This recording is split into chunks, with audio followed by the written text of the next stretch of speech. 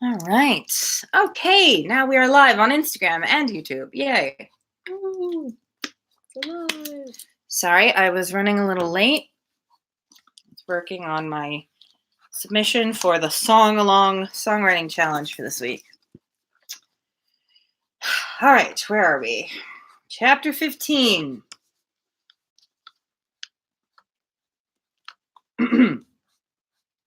Mr. Woodhouse was soon ready for his tea, and when he had drank his tea, he was quite ready to go home. And it was as much as his three companions could do to entertain away his notice of the lateness of the hour before the other gentlemen appeared. Mr. Weston was chatty and convivial, and had no friend to early separations of any sort. But at last the drawing-room party did receive an augmentation. Mr. Elton, in very good spirits, was one of the first to walk in. Mrs. Weston and Emma were sitting together on a sofa. He joined them immediately, and, with scarcely an invitation, seated himself between them. Rude. I just realized, I'm like, wait, where are they? What is happening? Oh. Isn't this like after dinner or something? Yeah. They're still at Randall's. I guess they're just still there. Yeah. It just it introduces it like it's a new scene, but I'm like, is it the same situation as in the last chapter? Okay. Emma. The chapter breaks aren't always terribly meaningful. Yeah. Right.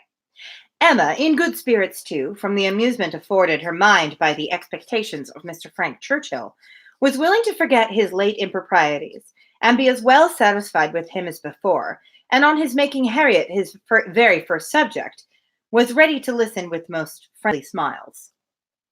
He professed himself extremely anxious about her fair friend, her fair, lovely, amiable friend. Did she know? Had she heard anything about her since their being at Randall's? He felt much anxiety. He must confess that the nature of her complaint alarmed him considerably. And in this style he talked on for some time, very properly, not much attending to any answer, but altogether sufficiently awake to the terror of a bad sore throat, and Emma was quite in charity with him. But at last there seemed a perverse turn. It seemed all at once as if he were more afraid of its being a bad sore throat on her account than on Harriet's, more anxious that she should escape the infection than that there should be no infection in the complaint. He began with great earnest to entreat her to refrain from visiting the sick chamber again for the present, to entreat her to promise him not to venture into such hazard till he had seen Mr. Perry and learned his opinion. And though she tried to laugh it off and bring the subject back to its proper course, there was no putting an end to his extreme solicitude about her. She was vexed. It did appear, there was no concealing it, exactly like the pretense of being in love with her instead of Harriet.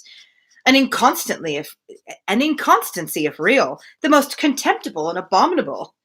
And she had difficulty in behaving with temper.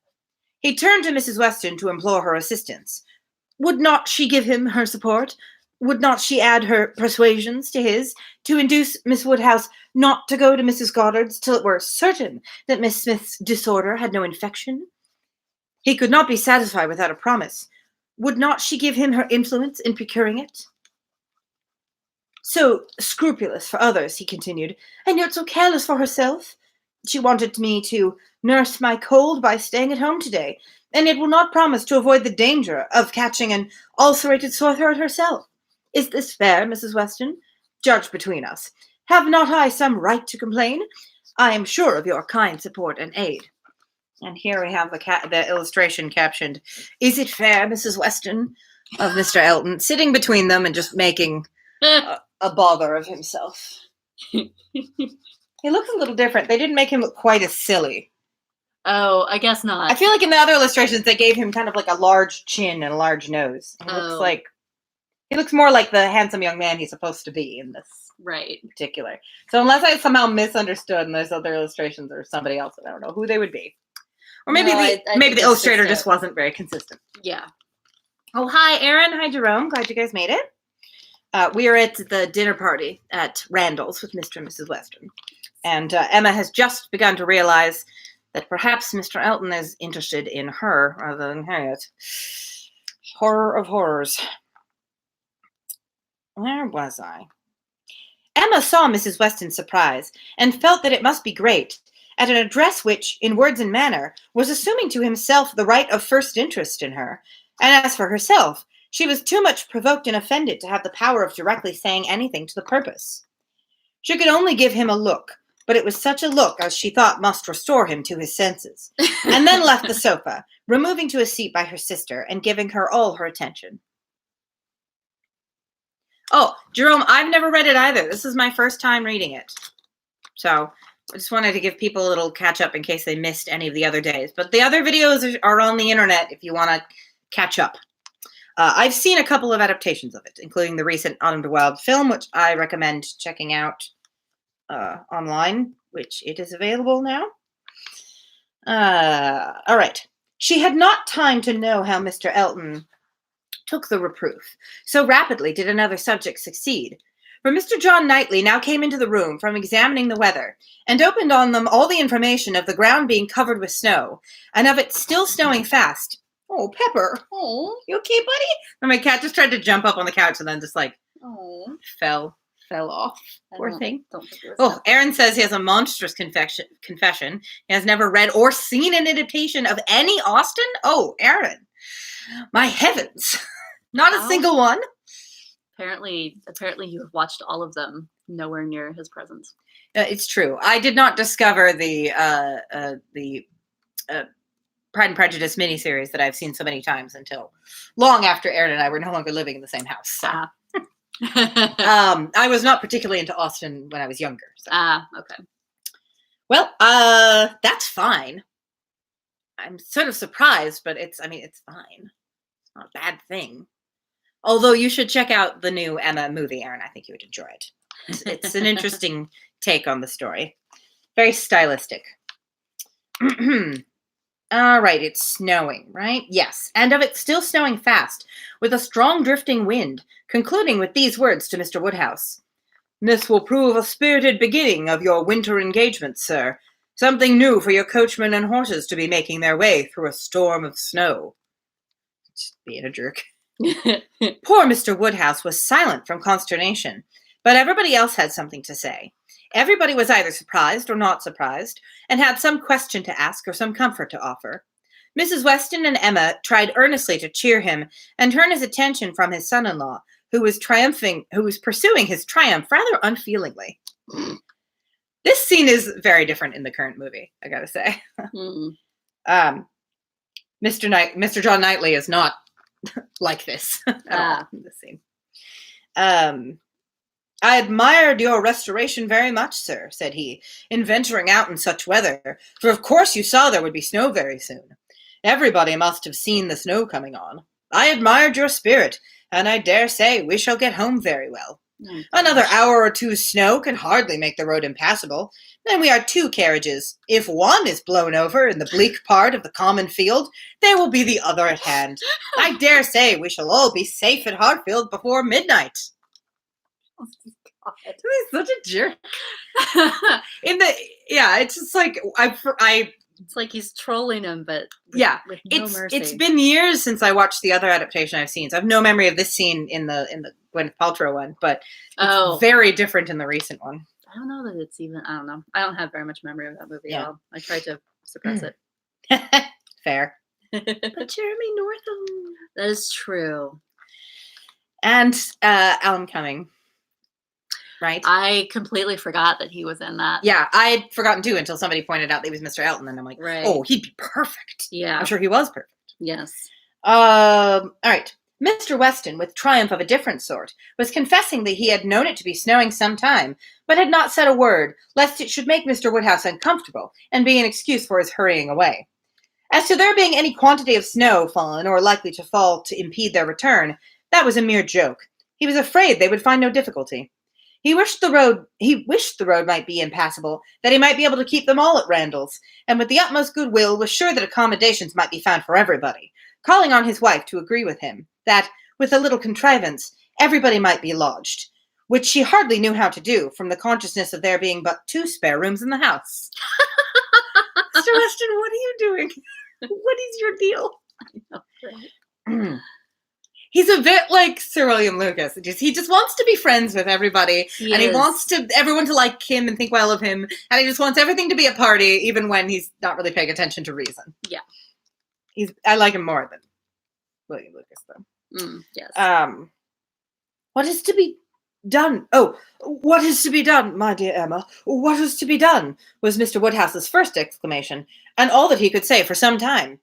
To her he looked for comfort, and her assurances of safety, her representation of the excellence of the horses, and of James, and of their having so many friends about them, revived him a little. His eldest daughter's alarm was equal to his own.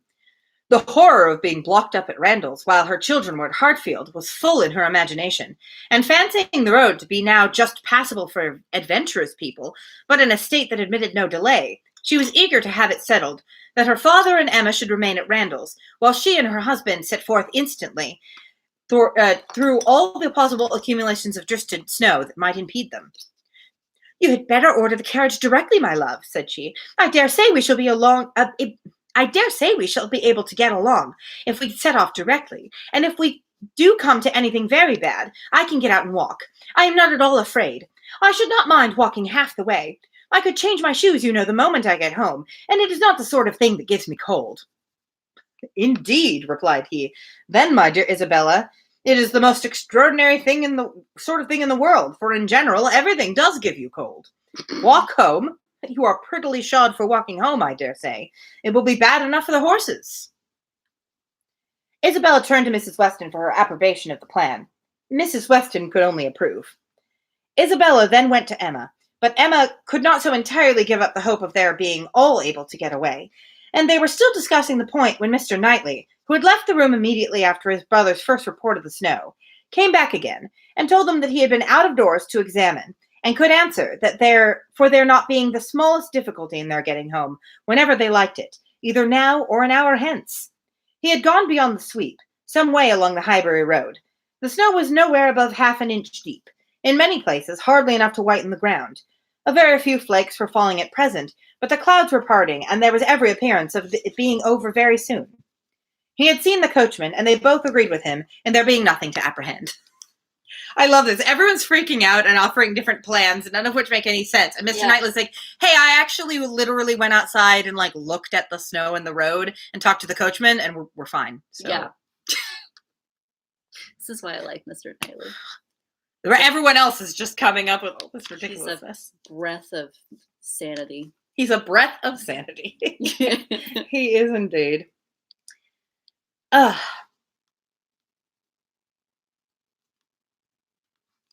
I completely lost. Where was I? There's so much kerfuffle happening. Oh, I turned the page early. Ah. To Isabella, the relief of such tidings was very great, and they were scarcely less acceptable to Emma on her father's account, who was immediately set as much at ease on the subject as his nervous constitution allowed. But the alarm that had been raised could not be appeased so as to admit of any comfort for him while he continued at Randall's. He was satisfied of there being no present danger in returning home, but no assurances could convince him that it was safe to stay. And while the others were variously urging and recommending, Mr. Knightley and Emma settled it in a few brief sentences, thus: "Your father will not be easy. Why do you not go?" "I am ready, if the others are." "Shall I ring the bell?" "Yes, do." Done. And the bell was rung and the carriage was spoken for. A few minutes more were over. The carriage came, and Mr. Woodhouse, always the first object on such occasions, was carefully attended to his own by Mr. Knightley and Mr. Weston. But not all that either could say could prevent some renewal of alarm at the sight of the snow which had actually fallen, and the discovery of a much darker night than he had been prepared for. Oh, he was afraid they should have a very bad drive. He was afraid poor Isabella would not like it, and there would be poor Emma in the carriage behind. He did not know what they had best do. They must keep as much together as they could, and James was talked to and given a charge to go very slow and wait for the other carriage. Isabella stepped in after her father. John Knightley, forgetting that he did not belong to their party, stepped in after his wife very naturally, so that Emma found, on being escorted and followed into the second carriage by Mr. Elton, that the door was to be lawfully shut on them, and they were to have a tete-a-tete drive. Oh dear. Scandalous. I know. I just feel like I've read other books, like modern books that were attempting to be Regency romances, that went through all sorts of scheming. Yeah. In the attempt to get a gentleman and a lady alone in a carriage together. And this is just, and then Mr. John Knightley just straight up forgot which carriage he's supposed to be in, and then, oops, they were alone. Yeah. Jane Austen's like, it just happened. I've read books where they were like, and then he spoke to the Augusta, and then and then he told a small lie, and then all of a sudden he distracted someone, and then they were alone in the carriage together. Of course. Scandal. Of course. Horror of horrors. She is alone with Mr. Elton. It would not have been the awkwardness of a moment. It would have been rather a pleasure, previous to the suspicions of this very day. She would have talked to him of Harriet, and the 3/4 of a mile would have seemed but one. But now she would rather it had not happened. She believed he had been drinking too much of Mr. Weston's good wine, and very sure that he would want to be talking nonsense. To restrain him as much as might be by her own manners, she was immediately prepared to speak with exquisite calmness and gravity of the weather and the night. But scarcely had she begun, scarcely had they passed the sweep gate and joined the other carriage, than she found her subject cut up, her hands seized, her attention demanded, and Mr. Elton actually making violent love to her. Now, Aaron and Jerome, I don't want you guys to panic. Don't get palpitations or anything. Making love in these times meant like wooing. Yeah. Meant like saying lovely things. Yes. So, and violent, which just meant very exciting and passionate. So yes. It's nothing untoward is happening.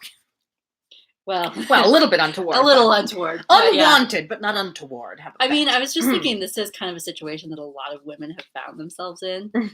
You know, it's funny because it's Emma and she in a carriage did alone with not Mr. Elton. see this coming. Oh yeah, but like in an awkward situation where you have to try. Like yesterday, I would have been like, "Oh, I get to be alone, a nice chat in a carriage with my friend Mr. Elton," and all of a sudden she's like, Jerome was like, in all caps, "I was gonna say." This is why I felt the need to pause and explain to you guys what making violent love means in Regency times. Anyway. Yes. Availing himself of the precious opportunity, declaring sentiments which must be already well known, hoping, fearing, adoring, ready to die if she refused him, but flattering himself that his ardent attachment and unequaled love and unexampled passion could not fail of having some effect, and, in short, very much resolved on being seriously accepted as soon as possible. It really was so. Without scruple, without apology, without much apparent diffidence, Mr. Elton, the lover of Harriet, was professing himself her lover. She tried to stop him, but vainly. He would go on and say it all. Angry as she was, the thought of the moment made her resolve to restrain herself when she did speak. She felt that half this folly must be drunkenness, and therefore could hope that it might belong only to the passing hour. Accordingly, with a mixture of the serious and the playful, which she hoped would best suit his half and half state, she replied, "I am very much astonished, Mr. Elton. This to me, you forget yourself. You take me for my friend. Any message to Miss Smith I shall be happy to deliver, but no more of this to me, if you please." So you guys know, Emma had absolutely convinced herself, because she wished it so, that she could make Mr. Elton and Harriet, her friend Harriet Smith, who's not there this evening, fall in love with each other, because she thinks of herself as like an excellent matchmaker, because one time she introduced two people, and a few years later they got married. Yes. This entire book, she has been seeing evidence of Mr. Elton being in love to her and going, "Oh, this must be a sign he's in love with Harriet." Marvelous. Yes. So finally we are coming to the point. Miss Smith. Message to Miss Smith. What could you possibly mean? And he repeated her words with such assurance of accent, such boastful pretense of amazement, that she could not help but speak either to me or of Harriet in such a manner. Command yourself enough to say no more, and I will endeavor to forget it. But Mr. Elton had only drunk wine enough to elevate his spirits, not at all to confuse his intellects. He perfectly knew his own meaning, and having warmly protested against her suspicion as most injurious, and slightly touched upon his respect for Miss Smith as her friend, but acknowledging his wonder that Miss Smith should be mentioned at all, he resumed the subject of his own passion, and was very urgent for a favorable answer. As she thought less of his inebriety, Inebriety? She thought more of his inconstancy and presumption, and with fewer struggles for politeness replied, "It is impossible for me to doubt any longer. You have made yourself too clear. Mr. Elton, my astonishment is much beyond anything I can express. After such behavior as I have witnessed during the last month to Miss Smith, such attentions as I have been daily in the habit of observing, to be addressing me in this manner, this is an unsteadiness of character indeed which I had not supposed possible. Believe me, sir, I am far, very far from gratified in being the object of such professions." "Oh, good heavens!" cried Mr. Elton. "What can be the meaning of this? Miss Smith! I never thought of Miss Smith in the whole course of my existence. Never paid her any attentions but as your friend. Never cared whether she were dead or alive, but as your friend." Wow. Rein it in, dude. You're not earning any points at this point. Seriously. "If she has fancied otherwise, her own wishes may have misled her, and I am very sorry, extremely sorry. But Miss Smith, indeed! Oh, Miss Woodhouse, who can think of Miss Smith when Miss Woodhouse is near? No, upon my honour, there is no unsteadiness of character. I have thought only of you. I protest against having paid the smallest attention to anyone else. Everything I have said or done for many weeks past has been with the sole view of marking my adoration of yourself. You cannot really seriously doubt it. No," in an accent meant to be insinuating, "I am sure you have seen and understood me." It would be impossible to say what Emma felt on hearing this, which of all her unpleasant sensations was uppermost. You see, Harriet was totally ready to marry this nice gentleman farmer named Mr. Robert Martin, and he in fact proposed to her. But Emma was like, "You can't marry him. He's a farmer. And remember, Mr. Elton's totally into you, and he's a clergyman and has, status and stuff. So, definitely say no to Mr. Robert Martin, who you actually like." Yeah. So there are repercussions here, y'all. Shit just got real. She was too completely overpowered to be immediately able to reply, and 2 moments of silence being ample encouragement for Mr. Elton's sanguine state of mind, he tried to take her hand again as he joyously exclaimed, "Charming Miss Woodhouse, allow me to interrupt this interesting silence. It confesses that you have long understood me." "No, sir," cried Emma, "it confesses no such thing. So far from having long understood you, I have been in a most complete error with respect to your views till this moment. As to myself, I am very sorry that you could have been giving way to any feelings. Nothing could be further from my wishes. Your attachment to my friend Harriet, your pursuit of her, pursuit it appeared, gave me great pleasure, and I have been very earnestly wishing you success.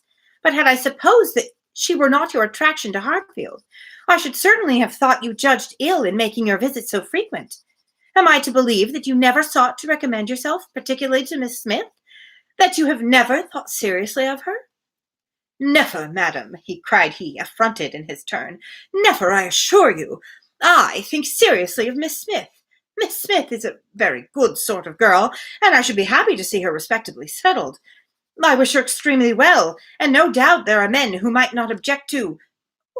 Everybody has their level, and as for myself, I am not, I think, quite so much at a loss." Wow. You are not winning any points, my dude. Seriously. I'm sure many men would not object to her. Well, everyone has their level. Seriously. I mean, Emma absolutely says this sort of thing about other people, but she doesn't think it of Harriet Smith. So. Yes. She's nobody. She's nobody. She has no family. Anyway, Emma's just convinced herself that she can make a gentlewoman of her, whatever. The only thing that Mr. Elton could do better is start insulting her. Yeah, he's a la Mr. Collins. He's not doing a good job right now. You may consider that you may never receive another offer. "No, madam, my visits to Hartfield have been for yourself only, and the encouragement I received." "Encouragement? I give you encouragement? Sir, you have been entirely mistaken in supposing it.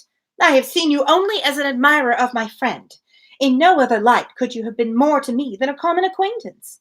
I am exceedingly sorry, but it is well that the mistake ends where it does. Had the same behavior continued, Miss Smith might have been led into a misconception of your views, which she already was. Yes. Not being aware, probably, any more than myself of the very great inequality which you are so sensible of. But as it is, The disappointment is single, and I trust will not be lasting. I have no thoughts of matrimony at present." He was too angry to say another word, her manner too decided to invite supplication, and in this state of swelling resentment and mutually deep mortification, they had to continue together a few minutes longer, for the fears of Mr. Woodhouse had confined them to a foot pace. If there had not been so much anger, there would have been desperate awkwardness, but their straightforward emotions left no room for the little zigzags of embarrassment. Without knowing when the carriage turned into Vicarage Lane or when it stopped, they found themselves all at once at the door of his house, and he was out before another syllable passed. Emma then felt it indispensable to wish him a good night. The compliment was just returned, coldly and proudly, and then, under indescribable irritation of spirits, she was then conveyed to Hartfield.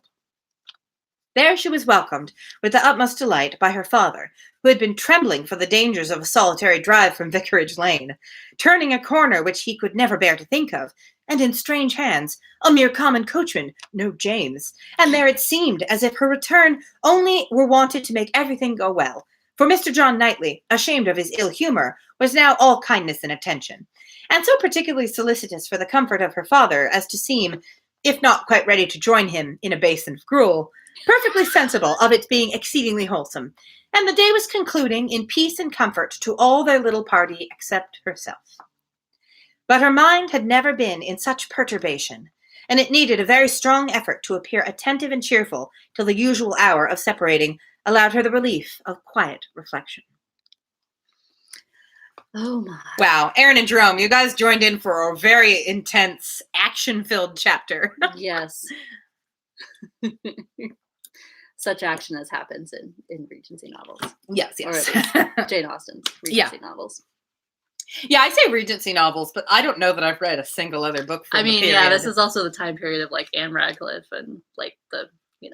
Yeah, I should say Austen novels. Yes. Yes, Aaron, quite riotous indeed. An unexpected and unwanted offer of marriage is always a terrifying and exciting moment in a Jane Austen book. Yes. And be miserable. This is Jane Austen's way of saying it is the morning. Yeah. This is a good example of a time when you were just supposed to understand the time period because it was written for people at that time period.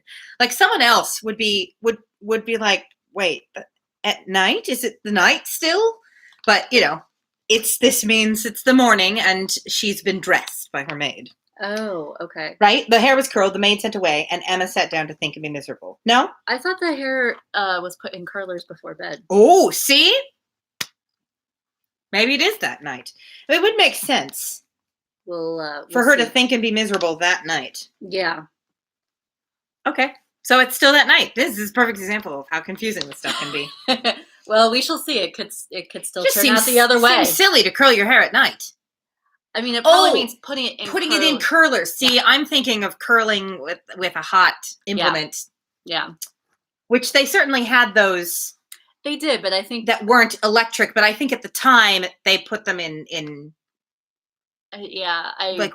Like rag curls or something along those lines. Yeah, I think that's what most women did to keep your hair nice-ish at night, and then you could just like kind of straighten it a little bit in the morning. Yeah. Okay. Not straighten, but tidy it. Yeah, tidy. Never straight. Never. How dare. Well, everything but the bits around the face. That's true. Everything in the back was supposed to be straight. Yes. All right. The hair was curled, and the maid sent away, and Emma sat down to think and be miserable. It was a wretched business, indeed. Such an overthrow of everything she had been wishing for. Such a development of everything most unwelcome. Such a blow for Harriet. That was the worst of all. Every part of it brought pain and humiliation of some sort or other, but compared with the evil to Harriet, all was light, and she would gladly have submitted to feel yet more mistaken, more in error, more disgraced by misjudgment than she actually was, could the effects of her blunders have been confined to herself. It is nice to see Emma finally realizing the repercussions of her behavior. Yeah. If I had not persuaded Harriet into liking the man, I could have borne anything. He might have doubled his presumption to me, but poor Harriet. How she could have been so deceived. He protested that he never thought seriously of Harriet. Never. She looked back as well as she could, but it was all confusion. She had taken up the idea, she supposed, and made everything bend to it. Ding, ding, ding. His manners, however, must have been unmarked, wavering, dubious, or she could not have been so misled. The picture. How eager he had been about the picture. Emma draws a picture of Harriet, and Mr. Elton is just like in raptures about how beautiful it is and insists on carrying it away to London to have it framed. If you've seen Clueless, they translated this by having Cher take a picture of Ty and then in this experience. Yeah. You don't ask for a photo of someone just because someone else took the photo. Yeah. It's not. It's not equivalent. The picture. How eager he had been about the picture. And the charade, which is a poem. Yes. And 100 other circumstances. How clearly they had seemed to point at Harriet. To be sure, the charade with its ready wit. But then the soft eyes. In fact, it suited neither. It was a jumble without taste or truth. Who could have seen through such thick-headed nonsense? Yeah, he writes a poem which he claims was written by someone else about someone else, but she thinks it's obviously written by him about, or maybe he didn't write it at all. Maybe his story about it was actually the truth. Anyway, possibly. She thinks it's definitely about Harriet, and there's a line about your quick wit, and she's like, "Well, he must really be in love with her if he thinks she has a quick wit, because that's not the sort of person that she is." It's like, oh yes, Emma, it couldn't possibly be about you, the one with the actual quick wit, right? This is the way in which she convinced herself at every turn that he was actually in love with Harriet. Sorry, I'm so thirsty for some reason. Certainly she had been, especially of late. Certainly she had often, especially of late, thought his manners to herself unnecessarily gallant, but it had passed as his way as a mere error of judgment, of knowledge, of taste, as one proof among others that he had not always lived in the best society, that with all the gentleness of his address, true elegance was sometimes wanting. But till this very day, she had never for an instant suspected it meant anything but grateful respect to her as Harriet's friend. She's not without flaw either. She's a little pretentious. A little bit. Well, I mean, it's obvious he hasn't always been in the best society. Yeah. But I was willing to forgive it because he was in love with my friend. Yeah. To Mr. John Knightley was she indebted for her first idea on the subject, for the first start of its possibility.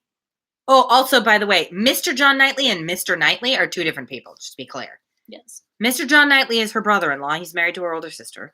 Mr. Knightley is their neighbor, who's a good friend of hers and the only person who calls her on her bullshit. Yes. And also the older brother of Mr. And John also Knightley, yes. Which is why the two brothers are the Knightleys are brothers, but one is older, so he gets to be Mr. Knightley. Yeah. And the other one has to be Mr. John Knightley. That's how it worked. Yep. So, for example, if they still followed such rules, Esty would be Miss Shea, and I would be Miss Sarah Shea. Yes. And Aaron, I don't know, would he get to be Mr. Shea? Yeah. Or would he have to wait until our dad died? I think you do. Unless he's like a colonel or something, like in Northanger Abbey. That's a good question. We're not experts. We're not Austen experts, just Austen appreciators. To Mr. John Knightley, who pointed out to her that it was like really obvious that Mr. Elton was in love with her, was she indebted for her first time raving. Penetration of like understanding. You guys get it? Yes. Yes. Oh, Jerome said it would be Master Shea until our dad was done being Mr. That does sound. It sounds like a truth. Doesn't it? Esty, you need to set a timer on your phone like I do. She said, how does 6 p.m. keep occurring with such regularity and so early that it keeps sneaking up on me? I know. I have an alarm on my phone for 5:45. It's like, you have 15 minutes till streaming. And I'm usually like, oh, crap, and like running around with my laptop. Was it this early yesterday? It keeps getting lighter all the time. Anyway, she remembered what Mr. Knightley had once said to her about Mr. Elton, the caution he had given, the conviction he had professed that Mr. Elton would never marry indiscreetly, and blushed to think how much truer a knowledge of his character there had been shown than any she had reached herself. It was dreadfully mortifying, but Mr. Elton was proving himself, in many respects, the very reverse of what she had meant and believed him. Proud, assuming, conceited, very full of his own claims, and little concerned about the feelings of others. Contrary to the usual course of things, Mr. Elton's wanting to pay his addresses to her had sunk him in her opinion. His professions and his proposal did him no service. She thought nothing of his attachment, and was insulted by his hopes. He wanted to marry well, and having the arrogance to raise his eyes to her, pretended to be in love, and she was perfectly easy as to his not suffering any disappointment that need be cared for. Wow. I don't know how much that's true. I mean, obviously her wealth and situation were among her charms. Yeah. I don't know that means that he was completely indifferent to her otherwise. Yeah, I mean... She just has to convince herself of that. Yeah, I mean... Yeah. It probably helps her be... It probably helps her... Being like, yeah. I've never cared whether Mrs. Smith was dead or alive. Dead or alive. Yeah. We're having a nice chat in the chat about how if you have too many reminders in your phone, it makes them really easy to ignore them. Too true. Too true. Esty, do you need me to like start calling you or texting you right before I start? I could do that. Maybe one thing more thing to add to my live stream checklist. There you go. Like feed the cat and go to the bathroom. Yes. Make sure you have chapstick handy. Yes. All right. Let's see. There had been no real affection, either in his language or manners. Well, fair enough. Sighs and fine words had been given in abundance, but she could hardly devise any set of expressions, or fancy any tone of voice less allied with real love. She need not trouble herself to pity him. He only wanted to aggrandize and enrich himself, and if Miss Woodhouse of Hartfield, the heiress of 30,000 pounds, were not quite so easily obtained as he fancied, he would soon try for Miss Somebody Else with 20 or with 10. Yes, as Jerome has pointed out, Emma is extremely mercurial. Yes.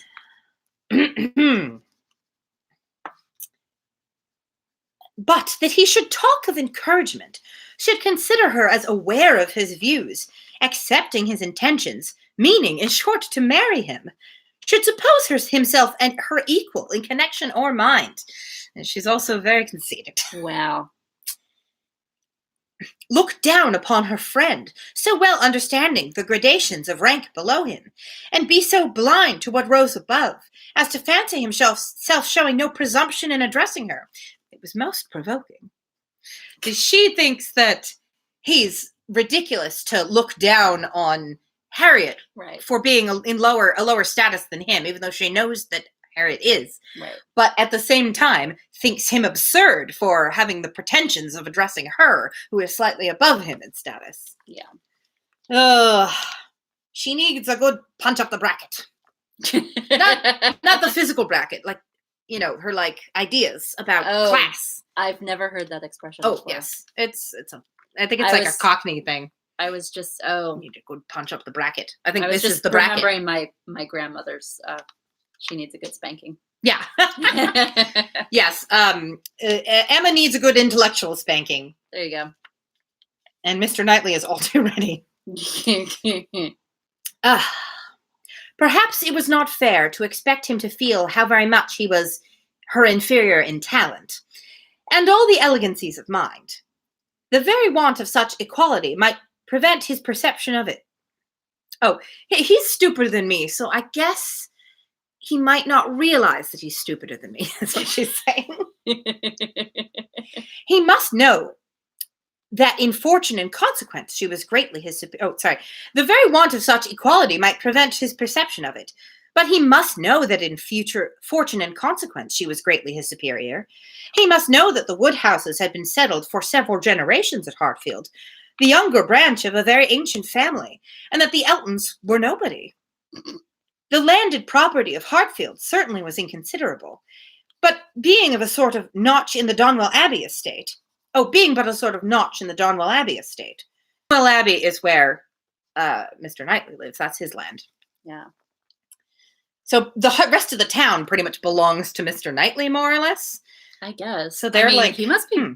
I guess he's like Mr. Darcy rich, because if she has 30,000, Yeah. if that's her fortune. And he is like, More. Yeah. I think he must be kind of Darcy Rich. Darnell Abbey is sort of Pemberley-esque. yes. It's just not treated with as much reverence. It's just sort of, it's where he lives. Right, yeah. But their fortune, from other sources, was such as to make them scarcely secondary to Darnell Abbey itself in every other kind of consequence. And the Woodhouses had long held a high place in the consideration of the neighbourhood, which Mr. Elton had first entered not 2 years ago, to make his way as he could, without any alliances but in trade, or anything to recommend him to notice but his situation and his civility. But he had fancied her in love with him, that evidently must have been his dependence, and after raving a little about the seeming incongruity of gentle manners and a conceited head, Emma was obliged, in common honesty, to stop and admit that her own behaviour to him had been so complaisant and obliging, so full of courtesy and attention, that as, supposing her real motive unperceived, might warrant a man of ordinary observation and delicacy, like Mr. Elton, in fancying himself a very decided favourite. If she had so misinterpreted his feelings, she had little right to wonder that he, with self-interest to blind him, should have mistaken hers. She's starting to understand things. There's an illustration, but it hasn't, whatever it's talking about has not come yet, so I won't show it to you yet. All right. The first error, and the worst, lay at her door. It was foolish, it was wrong, to take so active a part in bringing any two people together. Ooh. This feels like very early in the book for her to be coming to that realization, actually. Yeah. It was adventuring too far, assuming too much, making light of what ought to be serious, a trick of what ought to be simple. She was quite concerned and ashamed, and resolved to do such things no more. Here have I, said she, actually talked poor Harriet into being very much attached to this man. She might never have thought of him but for me, and certainly never would have thought of him with hope, if I had not assured her of his attachment, for she is as modest and humble as I used to think him. Oh, that I had been satisfied with persuading her not to accept young Martin. She still thinks she did right there, though. There I was quite right. That is well done of me. But there I should have stopped, and left the rest to time and chance. Oh, hey, Manny. Glad you made it into the Instagram. It's like, she's like, I mean, obviously, the first thing I did in interfering with Harriet's life was definitely the right thing. But clearly, to just should have stopped there. Everything else I did after that was foolish. Yeah. Emma! Yeah. Why?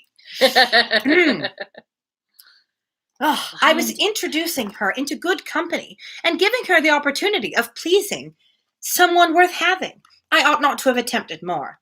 But now, poor girl, her peace is cut up for some time.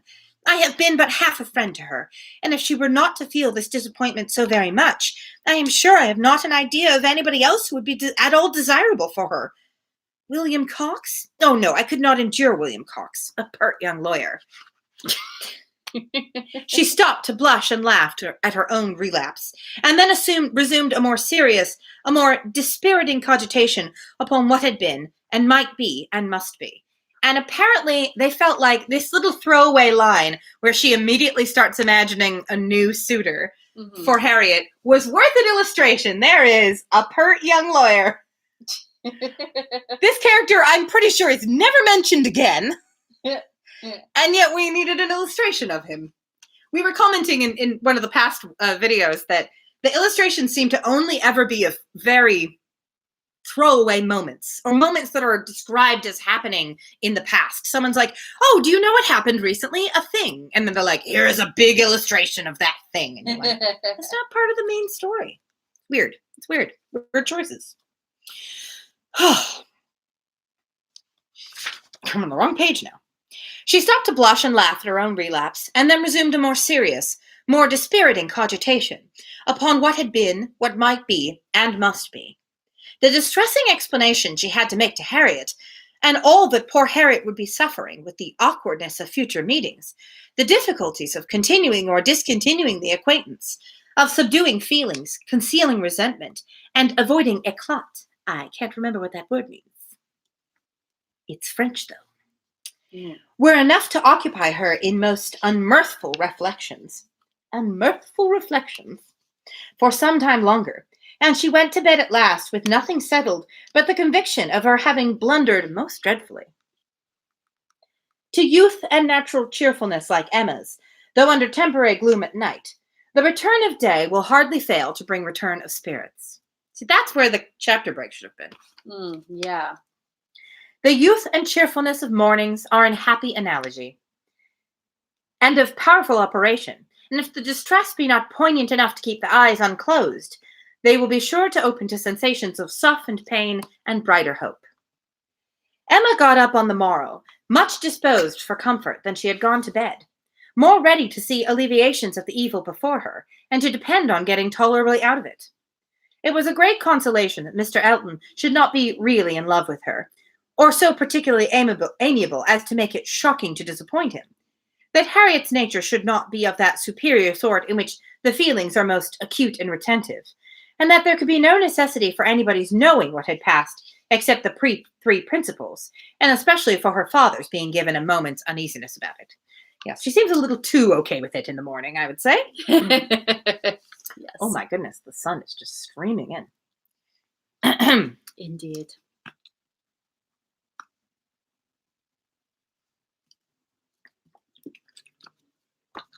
Okay. They were very cheering thoughts, and the sight of a great deal of snow on the ground did her further service, for anything was welcome that might justify all three being quite asunder at present. The weather was most favorable for her, though Christmas Day she could not go to church. Mr. Woodhouse would have been miserable if his daughter attempted it, and she was therefore safe from either exciting or receiving unpleasant and most unsuitable ideas. The ground covered with snow, and the atmosphere in that unsettled state between frost and thaw, which is of all others the most unfriendly for exercise, every morning beginning in rain or snow, and every evening setting in to freeze, she was for many days a most honorable prisoner. No intercourse with Harriet possible but by note, no church for her on Sunday any more than on Christmas Day, and no need to find excuses for Mr. Elton's absenting himself. It was weather which might fairly confine everybody at home, and though she hoped and believed him to be really taking comfort in some society or other, it was very pleasant to have her father so well satisfied with his being all alone in his own house, too wise to stir out, and to hear him say to Mr. Knightley, whom no weather could keep entirely from them, "Oh, I'm going to need you to pull the blinds closed. Oh, the sun sure. is now directly." That's fine, right? No, It's we not were too distracting sunk that there's into like darkness. this glowing cube, pulsing glowing cube right next to me. Just imagine I have a pet gelatinous glowing alien cube sitting on my shoulder. Where was I? Emma, that's right. Ah, Mr. Knightley. Why, wait. Who's talking? You're never really sure who's talking, right? Except by That's true. context. It does make it hard when you're finding your place again. I know, yeah, you're like, her father apparently is saying this. Okay. Mr. Knightley, why do you not stay at home like poor Mr. Elton?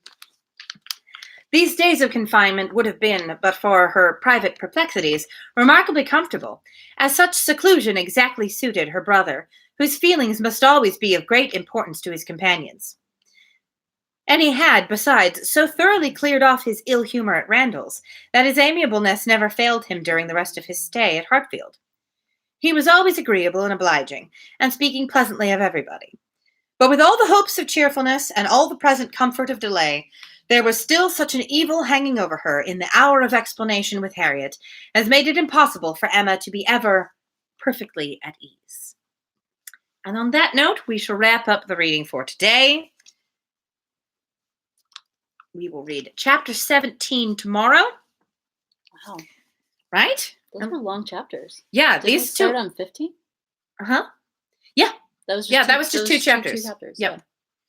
There was a lot of talking today as well, but they were pretty long chapters. They vary quite a bit in length, but yes, they do. Anywho, thanks everyone who watched. I hope that you enjoyed it. If you wish to be notified when I go live in the future, I believe you can change your YouTube settings. If you subscribe to me, you can also set it to be notified whenever I post a video, and I think that also notifies you when I go live. You can always turn it off when I'm done with this, so you're not, if you don't want to keep getting notifications. I don't know. But I will be doing this every day, Monday through Friday.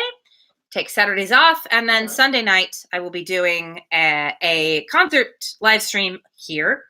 I am thinking about in the future alternating between Saturday and Sunday, because it seems like some people can't do Sundays and would rather have Saturdays, and some people can't have Saturday and rather do Sunday. So I might try switching back and forth, which is my day off and which is my concert day.